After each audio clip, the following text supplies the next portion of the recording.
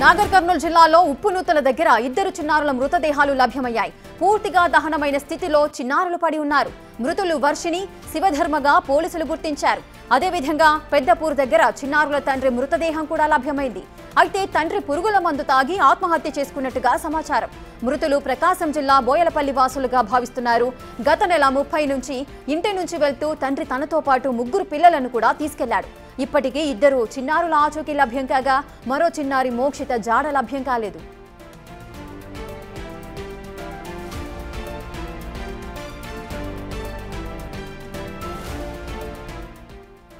ఇక పూర్తి డీటెయిల్స్ మా ప్రతినిధి శంకర్ అందిస్తారు. శంకర్, ఒక తండ్రి 3 పిల్లలతో కూడా బయటికి వెళ్లారు, కానీ ఆ తండ్రి కూడా మరణించిన సందర్భాలు ఉన్నాయి. 2 పిల్లలు కూడా మరణించారు. ఇంకొక అమ్మాయి మోక్షిత జాడ కూడా ఇంకా లభ్యం కాలేదంటున్నారు. దీనికి అంతటికి గల కారణాలేంటి? ఏం జరిగింది? నాగర్ కర్నూలు జిల్లాలో చోటు చేస్తున్నటువంటి ఆత్మహత్యలో కీలక మలుపు చోటు చేస్తుందని చెప్పవచ్చు. ఏదైతే ఆంధ్రప్రదేశ్ కు సంబంధించినటువంటి ప్రకాశం జిల్లాకు చెందిన గుప్తా వెంకటేశ్వర్లు అనే వ్యక్తి తన భార్యతో పూర్తిగా గొడవ పడడంతో పాటు తన 3 పిల్లలను కూడా బైక్ పై తీసుకొని వెళ్ళడం జరిగింది. ఇదే క్రమంలో గత 2 రోజుల క్రితం ఎవరైతే వెంకటేశ్వర్లు ఉన్నారో అతనికి సంబంధించి నాగర్ కర్నూలు జిల్లాకు సంబంధించి వెలడంద ప్రాంతం సమీపంలో అతను పురుగుల మందు తాగి ఆత్మహత్యకు పాల్పడ్డాడు. అయితే అతనితో పాటు తీసుకొచ్చినటువంటి పిల్లల జాడ కోసం అయితే పోలీసులు గాలింపు చర్యలు చేపట్టారు. ఇదే క్రమంలో వెల్దండ పోలీసులు ఎవరైతే నాగర్ కర్నూలు జిల్లాకు సంబంధించినటువంటి వెల్దండ పోలీసులు నిన్న ఉప్పునూతల సమీప ప్రాంతంలో కూడా 2 పిల్లలకు సంబంధించినటువంటి మృతదేహాలను గుర్తించినట్టుగా తెలుస్తుంది. వీరికి సంబంధించి ఇప్పటికే తండ్రి తన 2 పిల్లలను కూడా పూర్తిగా పెట్రోల్ పోసి దహనం చేసినటువంటి పరిస్థితి అయితే అక్కడ క్లియర్ గా కనపడుతుంది. ఇక ముఖ్యంగా అక్కడ ఉన్నటువంటి పూర్తి ఆధారాలను చూస్తే గనక ప్రధానంగా తండ్రి మొదటగా ఎవరైతే ఈ 3 పిల్లలకు సంబంధించిన వారిలో మొదట కుమారుడు శివధర్మ 4 సంవత్సరాలు, అదేవిధంగా కుమార్తె రఘువర్షిని హారులను హత్య చేసి వారి మృతదేహాలకు కూడా పెట్రోల్ పోసి తగలబెట్టినట్లు ప్రాథమిక సమాచారంగా పోలీసులు గుర్తించినటువంటి పరిస్థితి అక్కడ కనిపిస్తుంది. ఇక ఘటనా స్థలానికి సంబంధించి సిఐ విష్ణువర్ధన్ రెడ్డితో పాటు మిగతా పోలీసులు కూడా అక్కడ క్షుణ్ణంగా పరిశీలిస్తున్నారు. ఇక 3లో 2 ఇప్పటికే చనిపోవడం, మిగతా జీవులుగా కనిపించడం, పెట్రోల్ తో పూర్తిగా కాలిపోయినటువంటి వారి శవాలను పూర్తిగా మృతదేహాలను పోస్ట్ మార్టం నిమిత్తం అయితే ప్రభుత్వ ఆసుపత్రికి తరలించడం జరిగింది. ఇక శంకర్, మోక్షిత అనే అమ్మాయి జాడ ఇంకా తెలియలేదన్నారు. అంటే మోక్షిత అంటే పెద్ద అమ్మాయా? అంటే ఈ ఘటన చూసిన తర్వాత అమ్మాయి పారిపోయే ప్రయత్నం చేసిందా? అలాగే ఏమైనా భావించే అవకాశాలు ఉన్నాయా?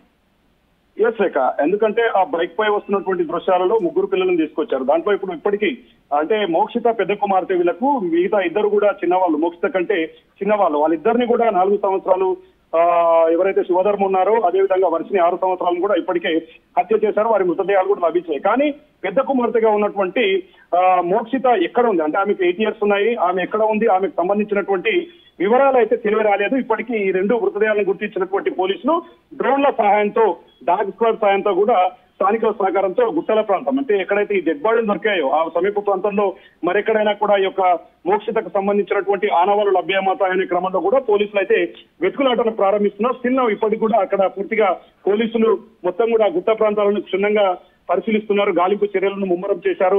అయితే ఇక్కడ పెద్దగా ఉన్నటువంటి కుమార్తె ఈ దృశ్యాలను చూసి పారిపోవడం చేసిందా, లేకుంటే ఆమెను కూడా మొదటగా ఎక్కడైనా హత్య చేసి తర్వాత ఈ 2 చిన్న పిల్లలను చంపారనేది మాత్రం ఇంకా తెలియాల్సి ఉంది. ఏదేమైనప్పటికీ మొత్తంగా ఆంధ్రప్రదేశ్ కు సంబంధించినటువంటి ఒక వ్యక్తి కుటుంబ కలహాలతో ఈ విధంగా 3 పిల్లలను తీసుకువచ్చి అత్యంత పాశవికంగా దారుణంగా హత్య చేసి తను కూడా ఆత్మహత్య చేసుకోవడం అనేది పూర్తిగా కలకలం రేపుతున్నటువంటి సిచ్యువేషన్ కనపడుతుంది. నాగర్ కర్నూలు జిల్లాకు సంబంధించినటువంటి పోలీసులు అయితే దీని మీద పూర్తిగా దృష్టి సారించారు. ఉప్పునూతల పోలీసులు మొత్తంగా వెతుకులాటను ప్రారంభిస్తున్నటువంటి పరిస్థితి అయితే కనిపిస్తుంది. ఇక ఏదైతే తప్పిపోయినటువంటి ఇంకా ఆచూకీ లభ్యం కానటువంటి మోక్షిత క్షేమంగా తిరిగి రావాలని చెప్పి అయితే వారి కుటుంబ సభ్యులు కోరుకుంటున్నటువంటి సిచ్యువేషన్. సాయంత్రం వరకు కూడా మోక్షిత జాడను కనుక్కుంటామని చెప్పి పోలీసులు చెప్తున్నటువంటి పరిస్థితి కనిపిస్తుంది. శంకర్, అయితే ఆ తండ్రి వారి పిల్లలను చంపే అవకాశాలు ఉన్నాయా? అసలు ఆయన గురించి కుటుంబ సభ్యులు ఏమంటున్నారు? వారు ఎటువంటి అనుమానాలు వ్యక్తం చేస్తున్నారు?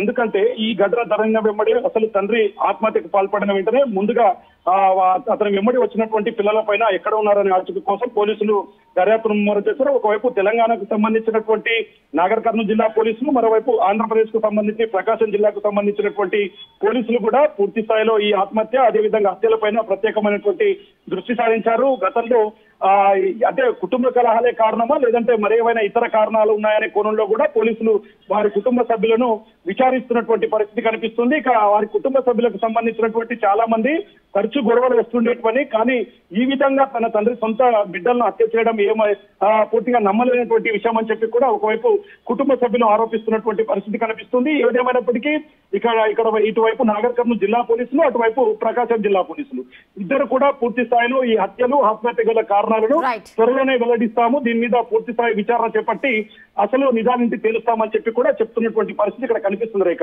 Right, thank you Shankar, thanks for the details. ఇక నాగర్ కర్నూలు జిల్లాలో ఉప్పునూతల దగ్గర ఇద్దరు చిన్నారుల మృతదేహాలు అయితే లభ్యమయ్యాయి. అదేవిధంగా వాళ్ళ తండ్రి కూడా మృతి చెందిన సందర్భాలు ఉన్నాయి. మరి దీనికి అంతటికీ కారణం కుటుంబ కలహాలే కారణమా లేక ఇంకా ఏదైనా విషయం ఉండే అవకాశాలు ఉన్నాయా అని పోలీసులు అయితే దర్యాప్తులో